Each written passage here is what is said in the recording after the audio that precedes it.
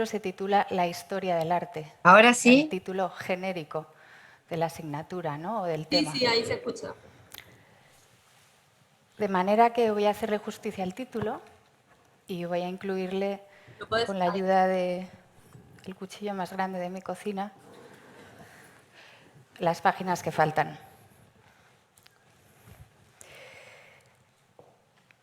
En realidad se debería de titular La historia del arte de los hombres blancos, porque es un monográfico masculino. Pero bueno, os voy a contar por qué ha tenido tanto éxito este libro, que es el más vendido de todos los tiempos como manual de historia del arte. Ha vendido más de 8 millones de copias en el mundo entero y está traducido a más de 30 idiomas. Pues la razón es porque Gombrich se propuso hacer un libro para gente que se estaba iniciando en la materia. Entonces hizo un libro muy fácil de leer, muy ameno. Sí. ¿Querés que te pase el enlace? Es un poco, son 3 minutitos. Si quieren, en todo caso les paso el enlace y después ustedes, si quieren, lo ven. Es una artista plástica que hace una performance en la cual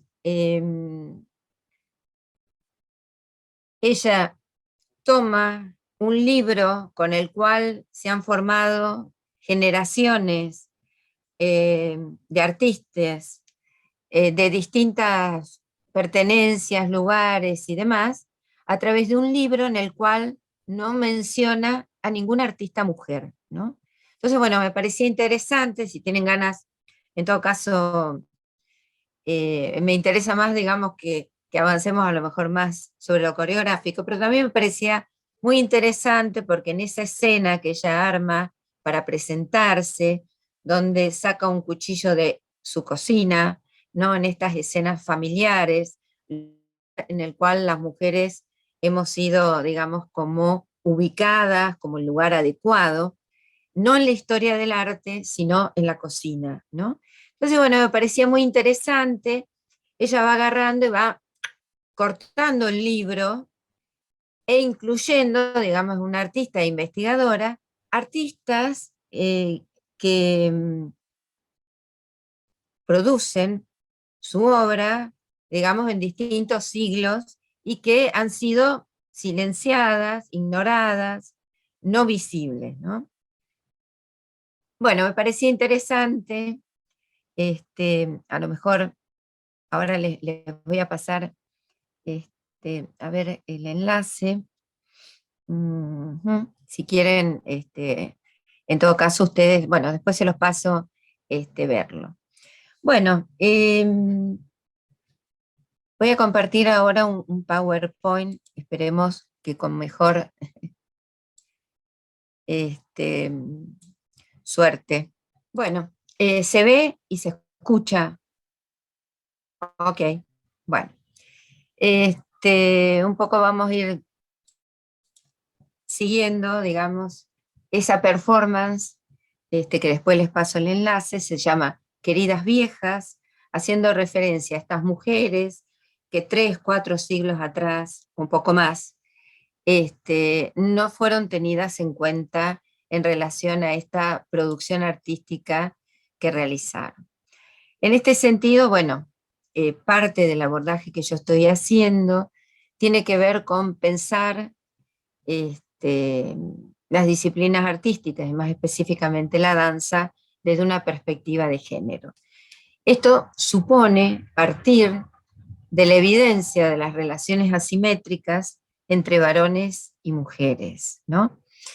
Y, digamos, desde la perspectiva que yo tomo, digamos, tomo como referencia, digamos, bueno, una serie de producciones teóricas que me anteceden, que me sirven de referencia, tengo en cuenta esta cuestión de, bueno, de desnaturalizar esto que aparece como la sexualidad heteronormativa, digamos, como un orden generalizado en el cual todos los sujetos somos compelidos a entrar, so pena, digamos, de recibir castigos, ¿no? Vamos a ver, en todo caso, un poco más adelante, digamos, en qué, cómo aparece esto, ¿no? Bueno, siempre me resultó como una una cuestión interesante de pensar, bueno, ¿por qué las mujeres eligen la danza? ¿No? Vamos a ver que en todo caso hay un nudo bastante estrecho entre ciertos valores que se consideran asociados, podríamos decir, al núcleo básico de significaciones hegemónicas atribuidas socialmente a lo femenino, y esto aparece, digamos, en parte reproducido en los valores que aparecen ligados a la danza, ¿no? Vamos a ver que en relación al rol de las mujeres aparece como toda esta cuestión ligada a determinados roles socialmente asignados, pero al mismo tiempo también estas exigencias en relación a los imperativos, los mandatos en relación a la belleza, ¿no? Y estas mandatos e imperativos sociales que aparecen sobre todo en relación a cómo los cuerpos femeninos tienen que ser especialmente encausados, ¿no? Si tomamos como referencia el trabajo que ha hecho Silvia Federici, digamos, ahí aparece, digamos, cómo en el contexto del capitalismo las mujeres, digamos, son asignadas a este rol, digamos, de hacerse cargo de las tareas de reproducción social y de producción de la prole en el campo, digamos, del mundo del hogar, ese mundo interno, y bueno, el dispositivo utilizado para encauzar y disciplinar, digamos, a las mujeres aparece en esto de este, la quema de brujas, ¿no? Esta persecución, digamos, destinada, digamos, como dispositivo a producir ese disciplinamiento, ¿no? Bueno, por otro lado, vamos a ver que la danza, digamos, no casualmente aparece como muy ligada al mundo femenino y, digamos, en tanto está ligado, digamos, a este conjunto de valores, de sensibilidad, de liviandad, de suavidad, etcétera, etcétera, que, digamos, tienen que ver con el rol asignado a las mujeres, ¿no? Eh, y en este sentido, bueno, vamos a ver que eh, la danza implica, digamos, también aspectos antitéticos que tensionan hacia distintos lugares, ¿no? Porque por un lado aparece este, esta cuestión que tiene que ver precisamente con el disciplinamiento corporal a través de toda esta biomecánica, anatomía y desmenuzamiento, ¿no? Y de cómo ser y de construcción de una feminidad y una masculinidad escénica, pero al mismo tiempo eh, vemos que las prácticas artísticas, y en esto, digamos, eh, incluyo también, no es solo la danza, pero me parece que en la danza aparece muy presente esta cuestión de cómo posibilita ciertas cuestiones que tienen que ver con el orden del agenciamiento, en lo cual los sujetos, a partir de adquirir determinadas herramientas corporales, simbólicas, pueden apropiarse de ellas y aparecer ciertas cuestiones del orden de la subjetividad, del deseo propio y de la producción y creación, ¿no? Al mismo tiempo que también esta cuestión de cómo en la danza, digamos, si bien hay un disciplinamiento muy, muy apretado, muy duro en relación a los cuerpos, también tiene este carácter contradictorio porque también es algo que transcurre en un espacio público. Y vemos que el mundo de lo femenino aparece ligado al mundo de lo familiar, el mundo interno, y el hombre aparece detentando, digamos, el rol del espacio público, de ocuparlo, etcétera, etcétera, ¿no? Entonces, bueno, en algún punto tiene como esta característica, podríamos decir, contradictoria, ¿no? Bueno, yo empezaba con esta performance, pues quería hacer referencia también cómo en América Latina algunas autoras femeninas, digamos, también un poco tomaron como el libro del arte y de las producciones artísticas en Latinoamérica e hicieron estos cortes, ¿no? Con el cuchillo, intervinieron esa historia, ¿no? De decir, bueno, hay un conjunto de mujeres que han producido una cantidad de materiales sumamente importantes y que los mecanismos que utiliza el mundo del arte es invisibilizarlas, excluirlas, ponerlas en categorías que, digamos que no pueden ser clasificadas, desautorizarlas, etcétera, etcétera, ¿no? Bueno, y una de ellas, por ejemplo, el caso de Andrea Junta, trabaja cómo a partir de los 60 el feminismo artístico precisamente pone en jaque el concepto de unicidad biológica y afectiva del cuerpo y pone a circular unas modificaciones sumamente importantes en relación a, eh, digamos, cómo circulan el discurso del cuerpo en el mundo del arte, ¿no? Y más específicamente los cuerpos de las mujeres. Y en este sentido, inaugura, podríamos decir, un proyecto emancipador de las normas, de mandatos, de leyes, de cercos biológicos, etcétera, que todavía podríamos decir que está en desarrollo, ¿no?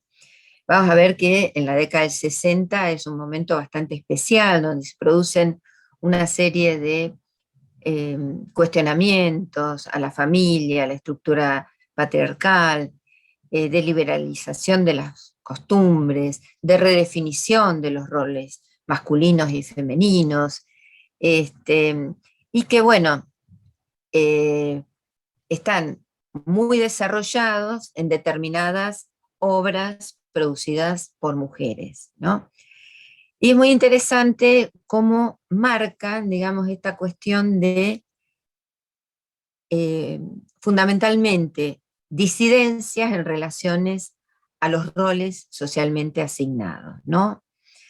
Bueno, vamos a ver que uno de los mecanismos privilegiados que aparece para sofocar, eh, perpetuar y reproducir este orden tiene que ver con la violencia, que puede tener, digamos, a lo mejor algunos aspectos más de tipo simbólicos, ¿no? Pensemos, por ejemplo, en esta performance de María Jimeno, donde dice, bueno, se formaron generaciones de artistas, de historiadores, de investigadores, pensando que no había mujeres que produjeron creaciones artísticas, ¿no? Nosotros como mujeres también naturalizamos esto, ¿no? Y por eso también me parecía interesante pensarlo, digamos, ya que ustedes están en una institución de formación, eh, cuántas cosas se reproducen en el campo de la danza sin que a veces las cuestionemos, ¿no? Sin que a veces las repensemos, sin que las pongamos en duda, ¿no? Vienen así como un saber hacer que se transmite, digamos, sobre todo en las instituciones, tienden mucho a reproducir determinados modelos de formación y, y bueno, creo que una de las grandes tareas por ahí es empezar a preguntar, interrogar y desnaturalizar alguna de estas cuestiones, ¿no? Bueno, vamos a ver que las violencias aparecen orientadas, digamos, hacia distintas identidades de géneros y que, bueno, esas violencias y estas construcciones, digamos, que se dan identitarias, también están atravesadas por un conjunto de eh, distintas, podemos decir, variables, ¿no? Como pertenencias de clase, étnicos, raciales. Bueno, hay como distintas formas, digamos, para pensar cómo esto va generando estos mecanismos clasificatorios, ¿no? Pobres, indocumentados, migrantes, sin techo, indígenas, mestizos, ¿no? Estoy como tomando distintas categorías, ¿no? Y ella también hablaba de producciones de hombres, varones blancos, ¿no? Que para pensar nuestras realidades,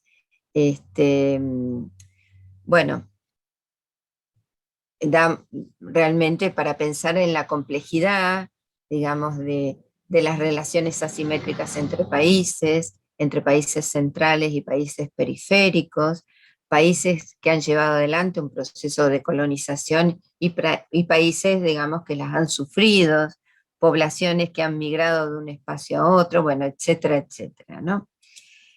Eh, bueno, todo este conjunto, digamos, de acciones, de dispositivos, genera materialidades en los cuerpos, ¿no?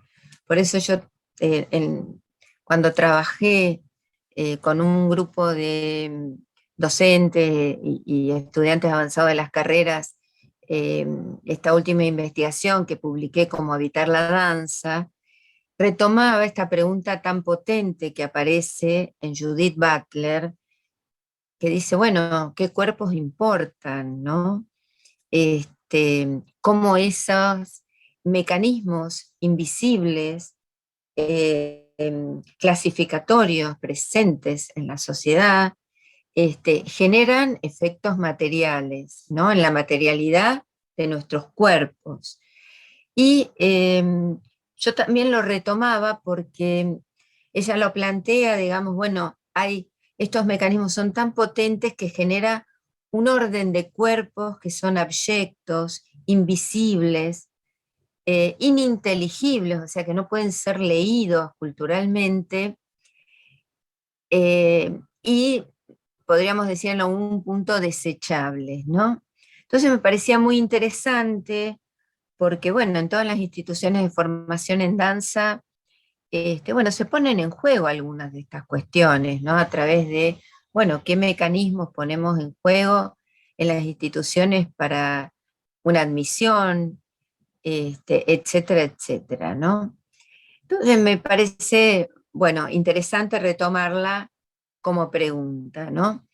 Bueno, vamos a ver que, sobre todo en el campo de la danza clásica, aparece como hay una escenificación de un orden social, en el momento de surgimiento, más o menos todos tenemos claro, digamos, que también se reproduce en esa estratificación que tiene los ballets clásicos de repertorio, cómo aparece el cuerpo como representación, digamos, del cuerpo del rey. Pensemos en Luis que decía, el Estado soy yo, ¿no? Esta cosa de centralidad, ¿no? Bueno, ya hablé esto de la liberalización de las costumbres en la década del 60, la redefinición de las masculinidades y feminidades, las prácticas de la sexualidad, etcétera, etcétera, que en parte nos permiten también como pensar por qué en este largo recorrido, digamos, también aparecen otros cuerpos en escena, ¿no? Al mismo tiempo vamos a ver que la danza es una práctica generalizada, mayoritariamente por estas cuestiones que yo planteé, es elegida por mujeres, y al mismo tiempo se reproduce, digamos, este mecanismo patriarcal, ¿no? Vemos que muy rápidamente a lo mejor los varones alcanzan determinados lugares que tienen que ver con la dirección o la coreografía, etcétera, ¿no? Estos conceptos que algunos autores trabajan como el techo de cristal que existe, digamos, en relación a la posibilidad de desarrollo profesional de las mujeres, que nunca son factibles de ocupar roles directivos, ¿no? Y las escaleras de cristal que tienen los varones en relación a algunos de estos roles, ¿no? Bueno, esto de cómo los varones arrastran sus privilegios, digamos, en el seno de una sociedad patriarcal y les permite, digamos, ocupar algunos de estos lugares. Bueno, al mismo tiempo, eh, también vemos que en tanto práctica generalizada, los varones que eligen esta práctica también, digamos, no es gratuito en algún punto desde el punto de vista social, ¿no? En el sentido de que aparece el estigma, etcétera, etcétera, ¿no? Me parecía muy interesante una importante bailarina norteamericana, Jaycee Kirkland, escribe un texto que se llama, un texto autobiográfico, Bailando sobre mi tumba, y dice, no pensé que podía llegar a construirme toda una carrera de ser vista, pero no oída, ¿no? Me pareció sumamente interesante esta idea, digamos, de que en la danza se pone en juego esto del orden de exponerse a la mirada del otro, a una mirada masculina, pero no de ser oída, y yo agregaría escuchada, ¿no? Eh, y bueno, ella habla, digamos, de cómo en el seno, digamos, de las compañías a veces importantes de danza había una infantilización de las bailarinas, esa dependencia de la mirada del otro que te puede matar, ¿no? A lo mejor con un comentario en relación a la destreza o lo que fuere, ¿no? Eh, Bueno, un elemento que yo trabajo, digamos, centralmente en todos estos materiales que estoy trabajando, bueno, acá retomo también eh, este título de La guerra contra las mujeres, es un libro de Rita Segato que yo he retomado, digamos, en muchas de sus conceptualizaciones, porque trabaja muy específicamente eh, cómo en el seno de la sociedad patriarcal, la violencia funciona, digamos, como una suerte de disciplinador social, este, al mismo tiempo se pone en juego eh, esta cuestión que tiene que ver con la sociedad de consumo, ¿no? Y los actos de violencia, la violación, el femicidio, serían actos de consumición de los cuerpos, ¿no? De los cuerpos de las mujeres como objeto, y que en tanto son consumidos, son desechados, ¿no? Y en este sentido, bueno, Rita Segato, en un artículo que trabaja este, sobre, que se llama Los cuerpos escritos de las mujeres en Ciudad Juárez, habla, digamos, de cómo esta violencia tiene un carácter instrumental, precisamente dirigido a lograr este efecto disciplinador, y también dirigido, digamos, a la hermandad masculina, este, en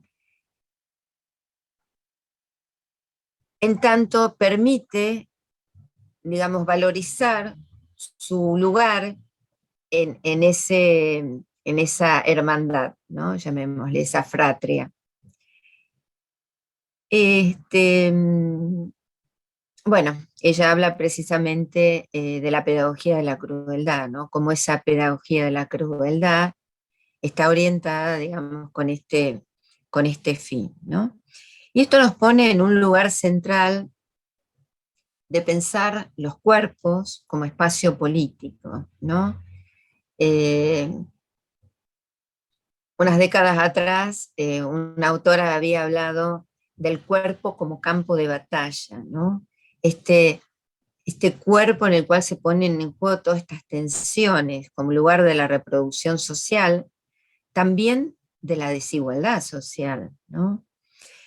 El cuerpo como espacio de conquista, ¿no? En donde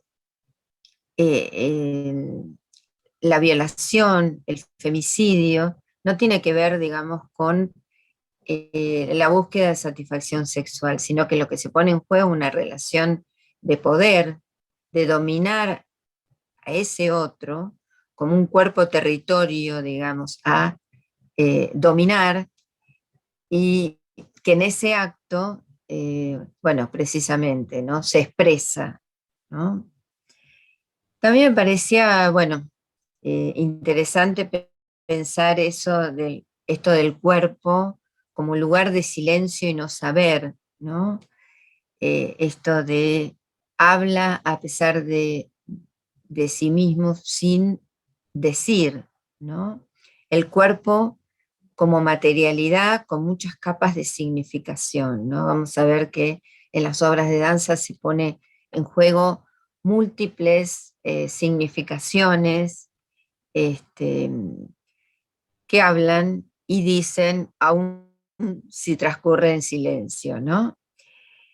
Eh, bueno, también me parecía muy interesante esto de pensar los cuerpos, el cuerpo, en el espacio público. Vamos a ver en una de las obras, me parece muy interesante, cómo parece esta cuestión de el desafío, ¿no? Y también me parece muy interesante cómo a través de algunas de esas producciones ponen en, en visibilidad, en presencia, ciertas cuestiones que tienen que ver con una agenda feminista largamente postergada, ¿no? Y bueno, y con avances y retrocesos, ¿no? Bueno, ahora voy a empezar a trabajar, digamos, voy a trabajar fundamentalmente con dos obras, que es de una coreógrafa que se llama Virginia Tutolomondo, es una docente y egresada también del Instituto Joven. Este, una de las obras, que es la obra nocturna del sol, la produce dirigiendo el elenco de prácticas escénicas del instituto. Yo voy a mostrar un pedacito, espero, no sé si querés que comparta, esto es un video que lo tengo en mi computadora.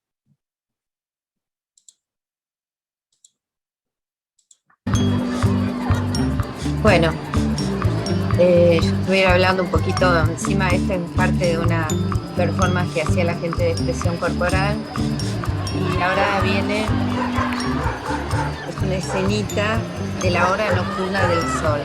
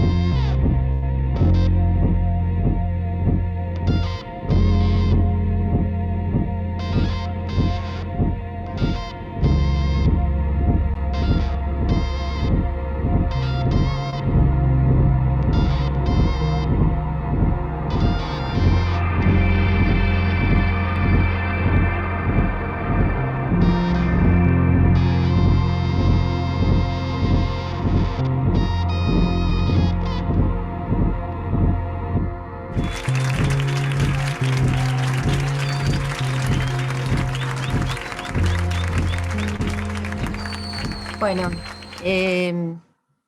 esto formaba parte de una actividad más amplia que finalizaba con una actividad que se hacía en la facultad, que era que tenía que ver precisamente con el Parque de la Memoria, que se inauguraba en esa ocasión. Y bueno, en esa obra, El lado oscuro del sol, que yo compartí esa escena, que ahora transcurría en ese espacio público de la facultad, pero que a veces, bueno, también transcurría en una sala, también había otra escena en donde aparecía primero una mujer envuelta en una bolsa y después aparecía una escena donde se veían, voy a volver a compartir el minutito, eh, el PowerPoint, eh, donde se veían las piernas desnudas de mujeres con zapatos de distintos colores. En la presentación de la obra, en el programa de mano, decían, la hora nocturna del sol, ¿no? Eran las 3 de la mañana y el sol salía a mirar.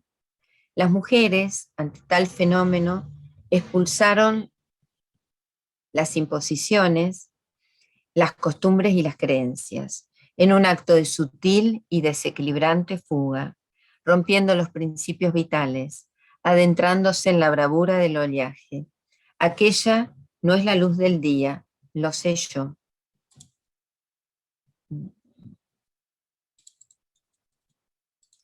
Estas son algunas de eh,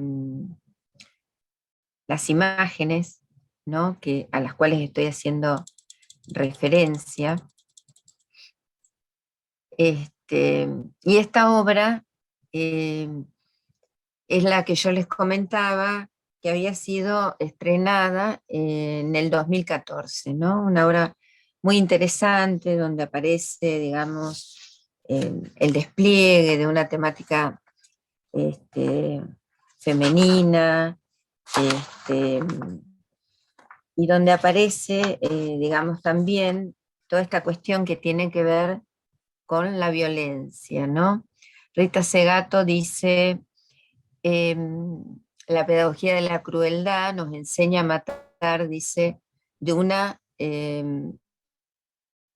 forma, digamos, de una muerte desritualizada, ¿no?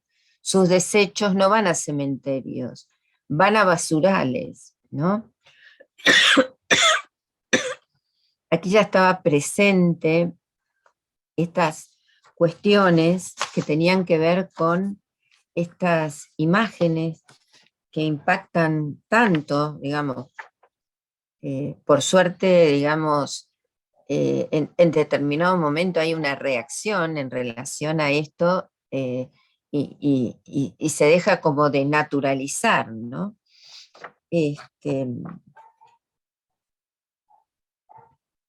Bueno, otra de las obras que ahora voy a ver, este, voy a pasar, digamos, y hacer referencia, tiene que ver con la obra Los sueños.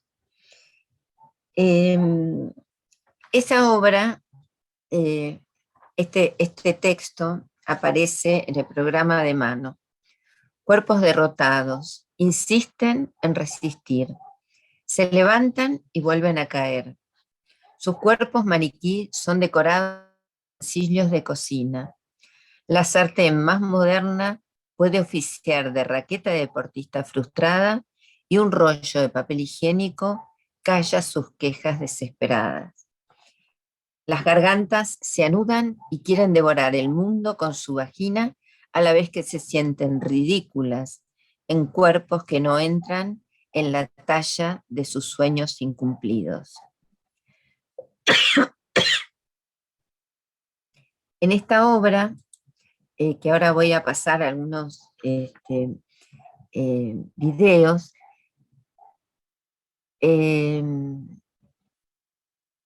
bajo la dirección, digamos, de Virginia Tutolomondo, trabajan sobre las obras producidas por Greta Stern en el marco de la revista Idilio, sobre esas imágenes, esos fotomontajes que ella arma.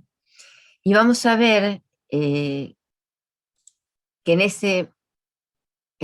este contexto vamos a ver esas imágenes aparecen ahora desde otro lenguaje, ¿no? El lenguaje cinético puesto en marcha. Bueno,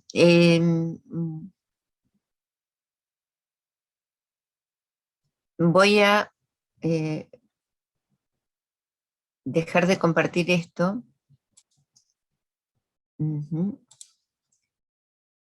Y voy a compartir un fragmento de un conversatorio que armamos en el marco de la red de Centrades, donde precisamente abordábamos algunas de estas cuestiones que tienen que ver con pensar algunas de estas producciones y las relaciones entre danza y género. Me dicen sí, prefiero que la escuchemos a ella, que es la coreógrafa que coordinó, digamos, todo el trabajo de producción, y después, en todo caso, nosotros ¿Sí? trabajamos un poco eso. Sí, sí se ve. Sí se ve. Perfecto, bueno, gracias. La obra, al igual que la obra de Gret, sostiene un enfoque crítico feminista respecto al rol asignado a las mujeres a lo largo de la historia, y pone el acento en la mirada de Greta Stern, que es nuestra artista inspiradora. Esta sección de la revista Idilio se llamaba El psicoanálisis le ayudará, era una revista de contenidos frívolos para la mujer, que se publica en la revista para que sea el disparador para que las lectoras escriban sobre sus sueños. Me voy a permitir leerles este cuestionario porque también deja ver entre líneas muchas actitudes del contexto ¿Se escucha ahora? Marxista, patriarcal, en el que estaban estas lectoras. No. El cuestionario dice Más así: o menos. cuéntenos sus más antiguos... No se escucha. Si apagás tu micrófono, a ver.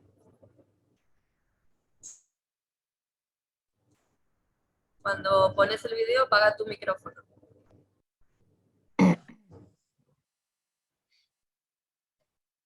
Ajá. Ok, pongo el video, probamos, y si no yo hablo Recuerdos y infantiles. comento. ¿Tuvo usted una infancia feliz? ¿Cómo eran sus padres para con usted y usted para con ellos y con sus hermanos? ¿Cuáles eran sus más ardientes deseos cuando niña? ¿Qué aspiraba a ser cuando grande? ¿De qué se ocupa actualmente? ¿Está satisfecha con su trabajo? ¿Cuáles son sus diversiones? Dalo ¿Tiene vos, muchas Martina, amistades? porque ¿Se lleva bien? no se escucha bien. Como cortado se escucha lo de ella. Ok. Las ok. tuyas se escuchan re bien, las tuyas. Pero la palabra del video no. Bueno, no importa. Vamos mirando de paso. Ella va hablando sobre las imágenes, o sea, en esa revista femenina que un poco encarnaba el ideal de la mujer moderna, el ideal romántico de pareja, de vida familiar, de la mujer abocada, digamos, a las tareas de cuidado hogareñas. Enviaban sueños a la revista, y Gino Germani, bajo un seudónimo, porque, digamos, en algún punto parecería que era como poco serio para un científico, digamos, escribir en una revista femenina, y interpretaba los sueños, ¿no? Es muy interesante porque la verdad que la sección se llamaba El psicoanálisis te ayudará, pero yo agregaría, pero Gino Germani no, porque en algún punto, por ejemplo, en uno de los sueños que analiza, yo voy a dejar correr, digamos, ¿Con porque ellos, se con su ven familia, con su esposo o novio, con sus compañeros de trabajo o estudio? los ¿Qué fotomontajes desea que los demás que piensen de ella usted? ¿Le preocupa mucho su opinión? arma, Vamos a digamos, poner esas pausa, imágenes permiso. hablan de cómo las mujeres en sus sueños expresaban muchas de las vivencias ¿Qué piensa usted que de sí misma tenían, cuando ¿no?, durante el día sobre o su la vida noche se abandona a familiar. fantasear? ¿Cuál es el tema favorito? ¿Fantasea usted a menudo? ¿Qué es lo más importante que le ha ocurrido en la vida?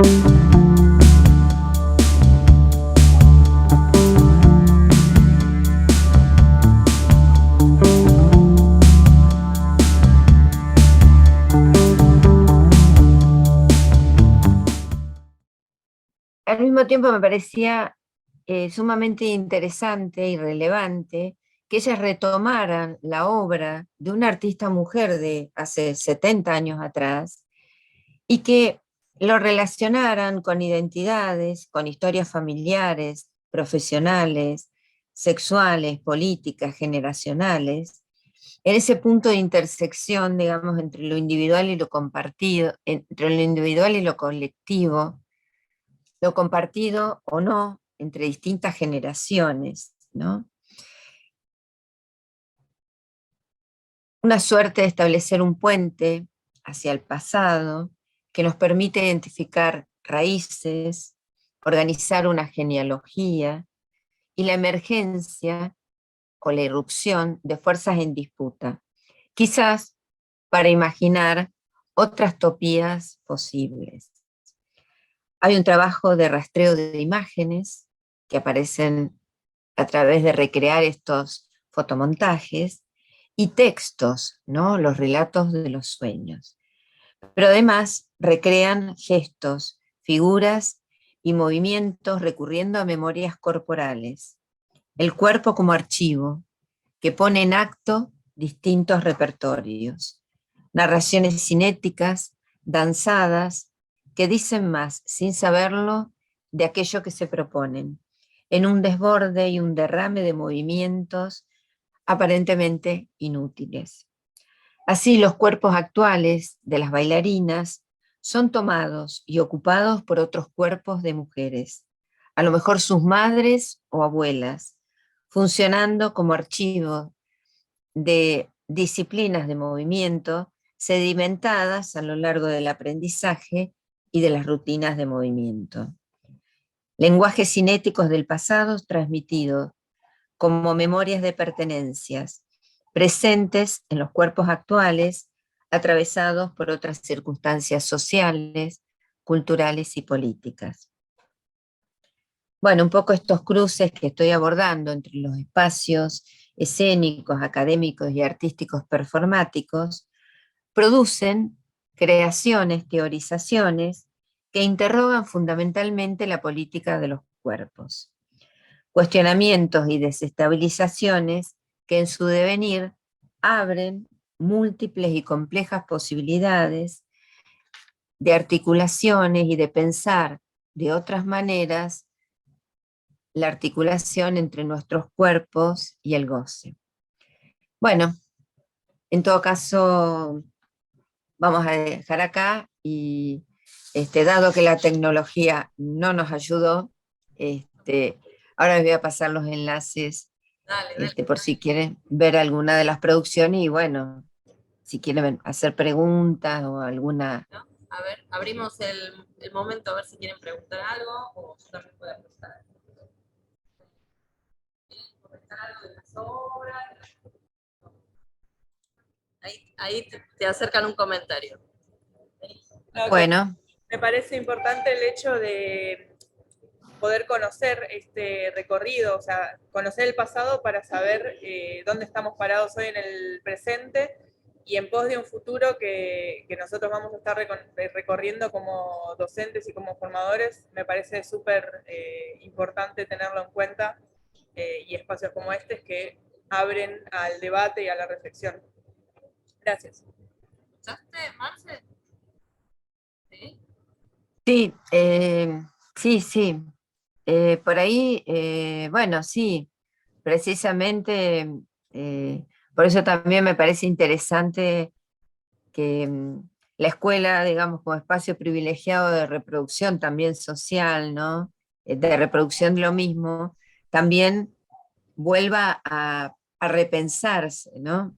Sobre todo porque en la danza aparece como esta transmisión de un saber hacer no demasiado explicitado desde el punto de vista conceptual, ¿no? Que esto me parece como más, podría decir, peligroso, en tanto aparece como del orden de lo no dicho, toda una serie de contenidos que están presentes, ¿no? Tengo una Me consulta. había- Estas obras, estas Sí, que vos presentaste, ¿son de la ciudad de Rosario?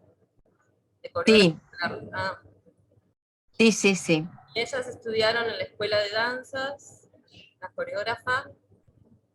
La mayoría, algunas sí, otras no, porque, por ejemplo, bueno, este, algunas no.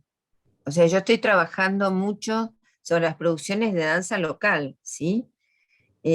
Algunas se formaron, digamos, en el instituto, otras no. Por ejemplo, bueno, hay una de las performances que es Alejandra Valdés, em, que ella viene, digamos, como de otro campo, más de una formación informal en danza, pero al mismo tiempo es egresada de la, digamos, de la carrera de comunicación social, ¿no? Y bueno, es muy interesante también su laburo. Y ellas piensan la danza como un espacio para comunicar las violencias, para expresar. ¿Lo están pensando o lo estás leyendo vos posteriormente? No, lo están pensando, porque fíjate que ellas, digamos, hacen una crítica y también una de las escenas finales que ellas trabajan, digamos, algunas poesías de una escritora chilena feminista que hace toda una reivindicación, digamos, una crítica muy ácida, porque, digamos, como escritora está clasificada, me llamó la atención, digamos, como poéticas del objeto, ¿no? Y bueno, me parecía muy interesante, digamos, porque encontraba, digamos, como ese punto en común con lo que trabaja Judith Butler de estos cuerpos abyectos, ¿no? Y ella trabaja como estas cuestiones no dichas, pero que tienen que ver con lo objeto. Y en esa escena, ellas la llaman a la escena conchas, a partir de un sueño que una de las lectoras de la revista Idilio manda, que dice: la parte menos noble de su cuerpo, le devuelve Gino Germani, aparecía acercándose hacia el varón, ¿no? Entonces ellas lo retoman en la coreografía, en la puesta en escena, y montan esa escena donde van caminando, digamos, y que tiene que ver también con este texto que yo leí, digamos, esto de devorarse al mundo con la vagina, de un mundo del cual parece que, que las quieren excluir, ¿no? Y ahí me parece, bueno, me permite retomar esta pregunta que vos me haces, esto que yo había puesto ahí en el PowerPoint como el cuerpo como un, digamos, también como expresando un desafío, ¿no? Ahí hay como eh, esta reivindicación de reclamar un espacio de acceso al placer como mujeres, ¿no? No solo como accesorio del placer del varón, ¿no? O como objeto, digamos, a ser dominado, ¿no? En este sentido, bueno, esto está presente, digamos, en la obra y también en los dichos de lo que ellas hablan sobre la obra, ¿no? También me parecía muy interesante porque ellos habían hecho la producción utilizando, a lo largo de un año, se habían reunido 4 o 5 veces en forma inmersiva a trabajar, juntas y con los músicos, ¿no? Que había varios varones. Y, y bueno, a partir de esa forma colectiva, digamos, de creación, habían ido haciendo el montaje de la obra, que siempre tiene como, eh, digamos, si bien hay escenas, hay un orden de esas escenas, siempre hay algo, digamos, que también aparece en el orden de lo performático y de la improvisación, ¿no? Entonces me parecía muy interesante también pensar esto de no solo está presente como contenido y como parte de una agenda feminista, este reclamo no a la violencia, no a la violencia sobre mujeres e identidades disidentes y feminizadas, sino también en cuanto hay una forma de procesar estos materiales y de procesar la creación, que tiene que ver con pensar, bueno, un grupo de pares en los cuales todos aportan parte de su producción, digamos, como pensado más desde un colectivo, ¿no? Esto me parecía interesante. Buenísimo, Marce. La verdad que para charlar un montón, porque hay muchos conceptos, muchas ideas para observar en las obras y también para disparar en las creaciones que podamos llegar a hacer, porque hay un abanico de posibilidades en estas capas que decís, de las metáforas que tiene nuestro cuerpo al bailar, ¿no? Claro, claro. Utilizar los archivos históricos para crear obras y reinterpretarlos a su vez, ¿no? Como darles todo el tiempo sentidos y múltiples sentidos a significaciones, según también el momento que estamos viviendo, porque nos repercute diferente en este momento mirar esos sueños o esos escritos o esas fotografías. Sí, a mí también me hacía como muchísimo sentido, digamos, porque bueno, Hoy tengo una seguramente, formación claro, hoy psicoanalítica y psicoanálisis, encontraba, digamos, esta suerte de historias familiares, digamos, porque nosotros como psicoanalistas sabemos que las historias familiares se transmiten a través de, a veces, cosas no dichas, ¿no? Los silencios, los secretos también generan parte de nuestra historia y eso lo llevamos, podríamos decir, escrito en el cuerpo, ¿no? Entonces me parecía muy interesante que ellas recuperaran como esas historias en acto, ¿no? Y las pusieran a funcionar en ese decir, bueno, las ponemos en acto, pero también cómo las cuestionamos, cómo las sacudimos, ¿no? Las movemos. Bueno, te queremos agradecer con un aplauso. Bueno, muchas gracias. Después te voy a mandar el certificado de agradecimiento, que lo tenemos acá, para dártelo. Y bueno, gracias. Después subiremos el video a YouTube. Así que muchas gracias de parte de todos los que están acá presentes, de los profesorados y la diplomatura de tango, por compartir tus experiencias de investigación y lo que estás pensando sobre la danza. Gracias. Bueno, muchas gracias a ustedes y bueno, cualquier cosa, lamento no haber podido pasar, pero bueno, le paso los enlaces porque realmente es muy interesante si pueden ver partes de esas escenas, Sí, sí. que bueno, a los bailarines nos gusta ver danza, así que pongamos la cabeza a funcionar y los ojos a mirar. Dale. Bueno, muchas gracias por todo. Gracias.